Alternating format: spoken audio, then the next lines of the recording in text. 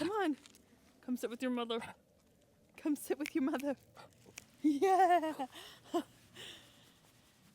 Hello. Hey, what's up, you guys? Oh, okay. Hey, guys. Welcome back. Come here. Come sit with me. I'm trying to get Pippa to cooperate, but she's not today. Come here. Come on. Yes. Okay. Oh, she's down. Okay. I tried to get her in the video. You guys saw that, right? You guys saw it? Okay. I'm back. I had to put Pippa back in the ambulance. I know you guys all want her in the video, but she's an ornery old woman now, and I, even with snacks, cannot entice her to do literally anything that she doesn't want to do. So anyways, today we are doing another question that was submitted via email, I think this time. So you guys, I'm working through the December questions. We're just going to jump right into it. If you want your own question answered, leave it down in the comments or email it to contactbrookeandpippa@gmail.com, and I will answer your question during Vlogmas or however long this lasts. So the topic of today's question is about socializing while living on the road. How do you meet and socialize with other people when you are moving around? In your videos, you show that you like to camp away from other people and stay more isolated. Do you approach other campers? Did they approach you? Do you have friends that travel or meet up with you? How did you meet your boyfriend while on the road? And has your relationship with him changed the way you choose your camping locations? And is your boyfriend a YouTuber as well? So I think for the people who don't want to watch the rest of my rant for today, the answer to almost every single one of those questions is that I meet people online. Like, that is the only way to kind of do things these days, especially because everybody is online in some form or another. You're watching me on YouTube. If I had a YouTube camping group, we would have a way to connect and camp together and all of this stuff, right? So there's plenty of content creators and people out there that really heavily rely on social media, because when everybody is so spread out and far apart, that is the easiest way to reach the most amount of people. All of the dating I've done while living on the road has obviously been online.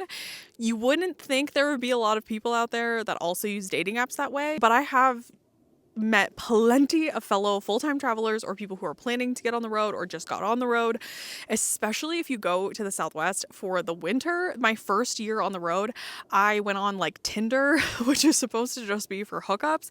And that is how I ended up with my first core group of friends on the road before I started social media. So just because it's a dating app doesn't mean you actually have to go on dates with these people. You can meet up with them and say, hey, you're in this place, I'm in this place. Tinder has put our location together. We're obviously close. Do you want to meet up and just chitty chat? Like, this doesn't need to be a date. We may not work socially. Let's just be friends. And that's kind of how you start to network with people, because they probably know people on the road, and then you know people on the road, and then you kind of like can merge people together the longer that you're on the road. Since the beginning, though, I have always camped away from people. If somebody walks up to my campsite and wants to make friends, I immediately think they're suspicious, and I absolutely do not walk up to other people's campsites. I have had very few interactions where that has gone well.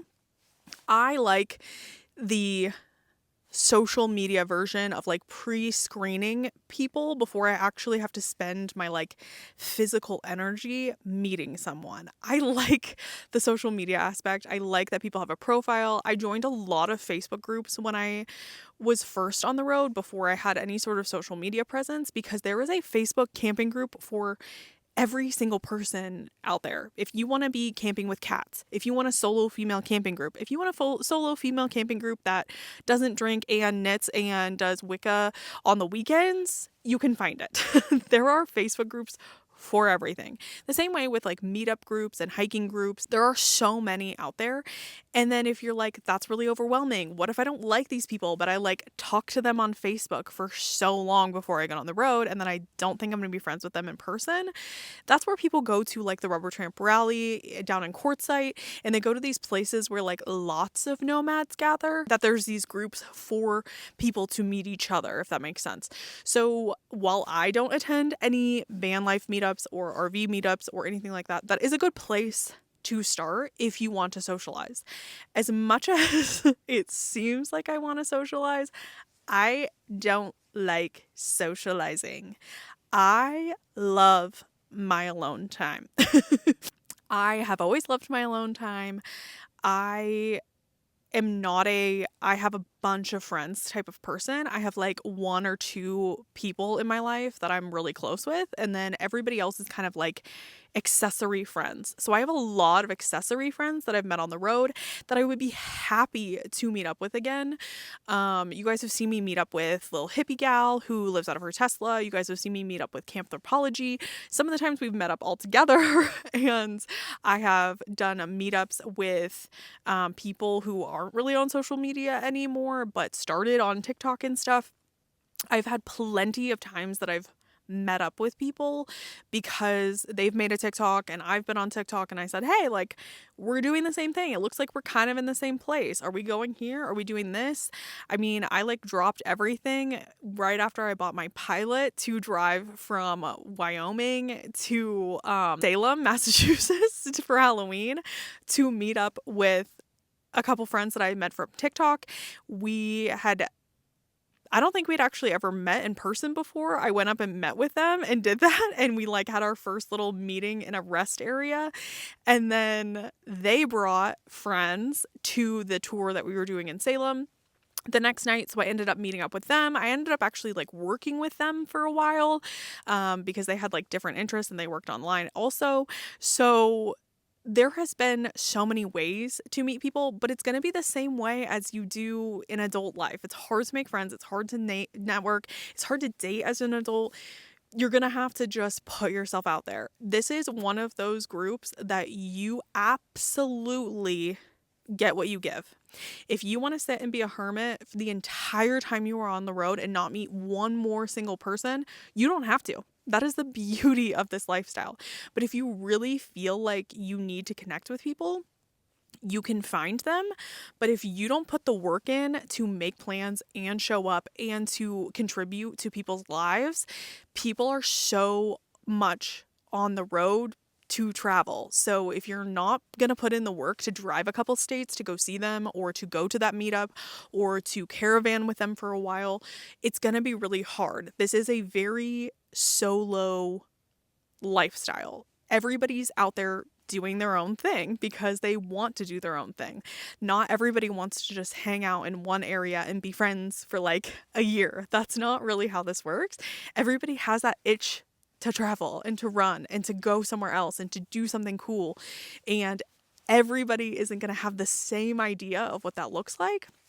So I think that's why it is harder to meet people initially, but it's really up to each individual person to maintain those friendships.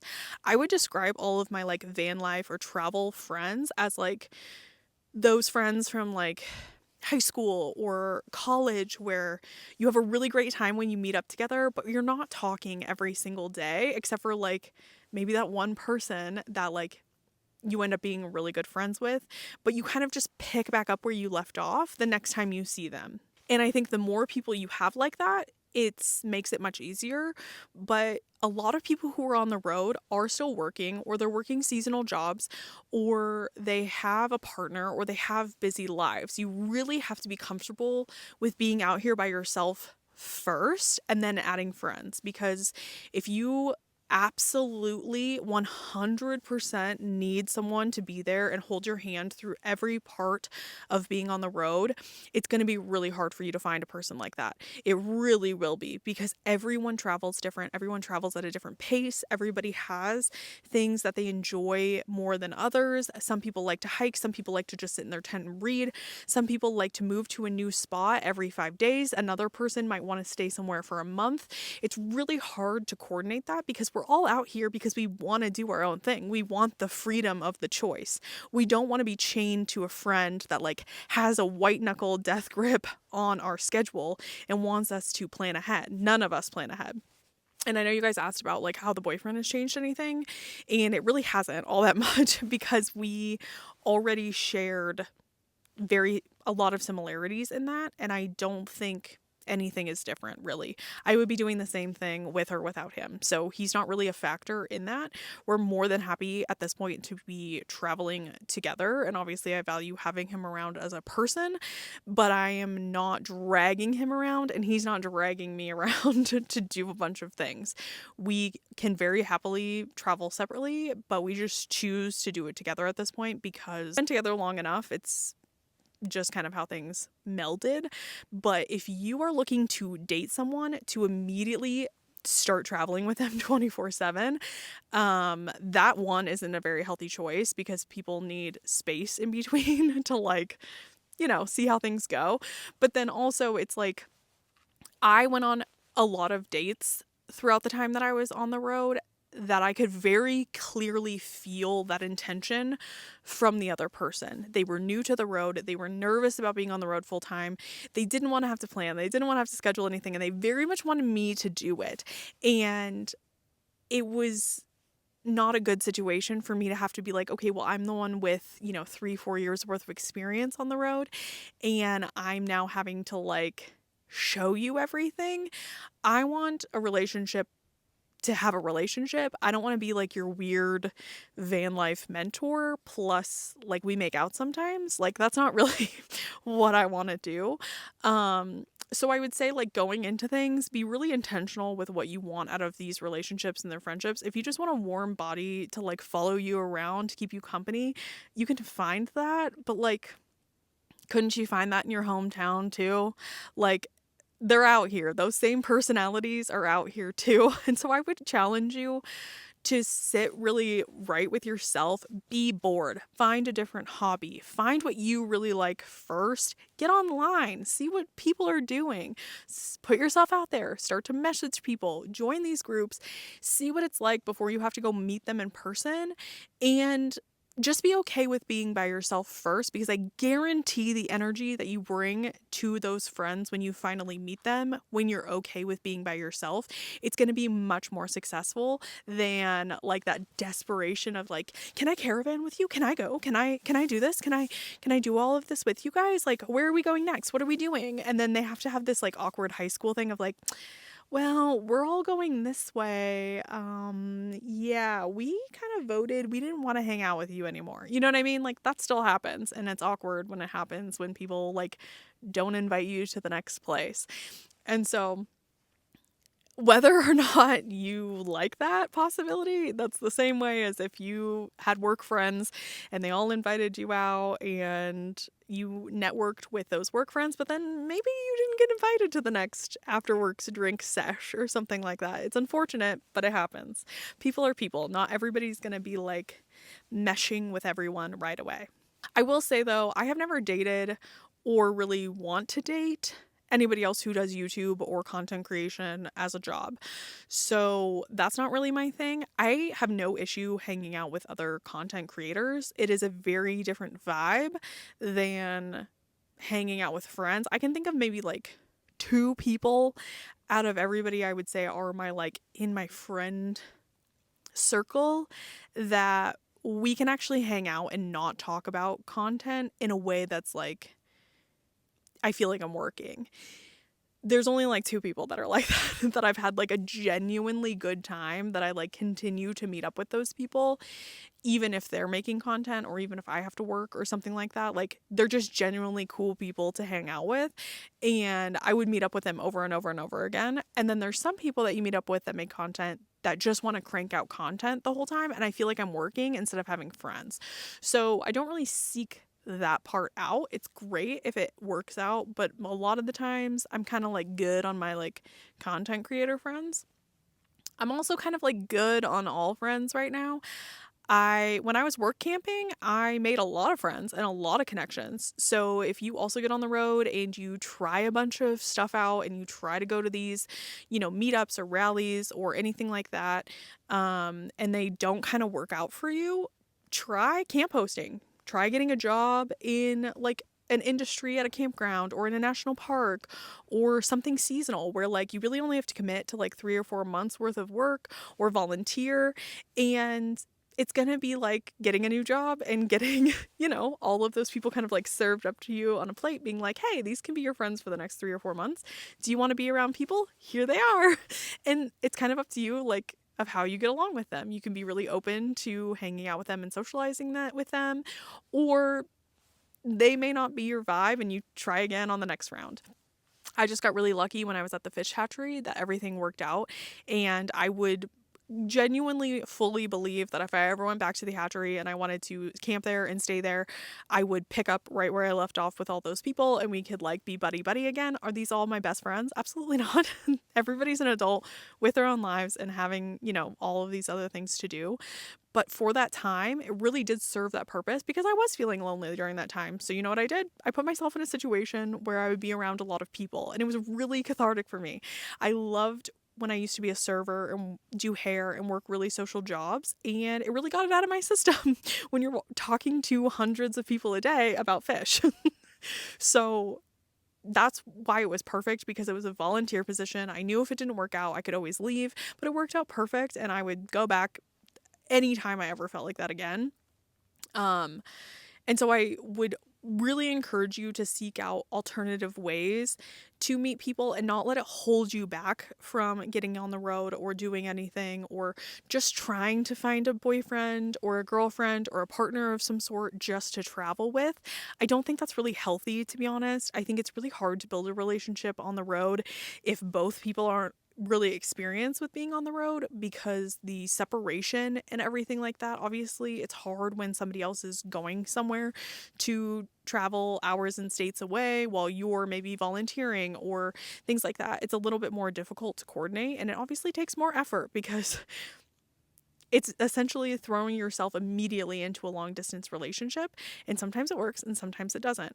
I think it was an anomaly that it worked for me, and I'm grateful for it and I'm so happy for it, but I think I also was really in a place in my life where I was so okay with being alone. I had really resigned myself to being alone for like ever. I had no intention of like needing to find that soulmate or needing to find that travel partner. It was just kind of like, this is fun. We can hang out for a while, and if it works, it works. And here we are, a year and a half, almost 2 years later, and it's working. So I had already, though, been on the road for over 4 years alone before that happened. And I had already lived my entire adult life without a serious partner. This is literally my first one. So I wouldn't put all your eggs in that basket just to be on the road, if that makes sense. Some practical things, like I said, to summarize, if that was too much of like a rant for that, where you meet people, I would say online. Try to join those Facebook groups. Try to make a profile so when people click on your little picture, they like know something about you. You can make a new profile for this. They don't need to like see your pictures from college or see your grandkids or anything like that. It doesn't need to be creepy. You can make a specific profile to meet people, but like people want to see who they're going to meet up with, like just like you would. And so again, what you put in, you'll get out of it. If it looks like you put some thought into the post you're making in those Facebook groups or into your profile and those comments, people are going to be much more likely to want to respond to you and be friends with you if it looks like you're a genuine person who wants to genuinely just make friends on the road. If that doesn't work for you, join like an RV club or like Escapees, I think are some of them. I don't know any of the RV clubs because I think you have to pay memberships for them. I know Bob Wells does that. A lot of you guys mentioned that in the comments around this time of the year. I think it's in January. So a lot of people meet up in Quartzsite and do that. And you can just go to Quartzsite, honestly, and hang out. If you walked up to somebody's campsite that's sitting outside, maybe I should do a whole video on like camping etiquette, because some of you guys, when you comment some of the things that you do in your campsites, that's weird. Please stop being invasive to people's property. But like when I'm like sitting out here and I'm just like chilling in my chair next to the fire or something, like if somebody comes up and says hi, like obviously I'm not inside. I'm not like changing or cooking dinner or something where I'm being interrupted. It's more of a time to like walk by and say hi. And like, sure, if you get into conversation, you get into conversation. But I wouldn't expect it from people who are like trying to relax at the end of the day or just setting up their campsite or something like that. Places like Quartzsite, places like Yuma, Parker, Joshua Tree, anything like that, like where people go for the winter, I would say you're more likely if you go on like a nighttime walk to get into a conversation with somebody and like make a friend. But I would say out in the world, just on like a regular day, it's not like that at all. So that's where I would then, if you really want to meet people who also travel or also do this part time, camp hosting is great. Volunteering for state or national parks is great. Like doing things part time where like you can have somewhere to park your rig for a while, where you're also working with other people. That's a great way to meet people who are literally also traveling and doing the same thing that you're doing. And if you make a couple extra bucks out of it or you get free housing or whatever, like always that's a perk too. Or if you're burnt out and you just want to slow down, that's always a good break. But yeah, I would say it's going to be social media most of the time. And I know a lot of people don't like that, but hey, that's how the world goes these days. Facebook groups are going to be your main thing. That's how you're going to see a lot of the events that are happening. Yeah, nobody's going to like when you buy your first RV, like hand you a flyer and says like, these are the times we're meeting up. Come on, come join us. That's just not how it works. I would say also like staying in like actual campgrounds, like in KOAs and stuff that like throw events, you can meet people, but that doesn't necessarily you're going to meet people who also travel full time. Dating apps, you're going to find people no matter where you are. Even if you're not intending to date, getting on a dating app and saying like, hey, looking to make friends, I travel, and like put a picture of like you, again, put some thought into it. You're going to find other people who want to be friends with you. But yeah, that's the best advice I can give you. But most of us are introverted at heart and will socialize for sure. But the majority of us are traveling by ourselves because we like to travel by ourselves. We don't join those groups for a reason, and I'm sure there are plenty of other content creators and YouTubers out there that have the complete opposite thought process than I do. As much as I love that you take the time to ask me those questions, it is true. I do like to be out here alone and by myself. Sometimes not even with my own boyfriend, you know? So it's just one of those things that if you want to ask that from somebody who maybe likes socializing more, they might give you some better answers than for me. But that's just how it's kind of been for me. And that is my rant for the day. I hope you guys are good. Leave anything below or email them to me if you want your own questions asked. And I'll see you guys on the next one. Bye!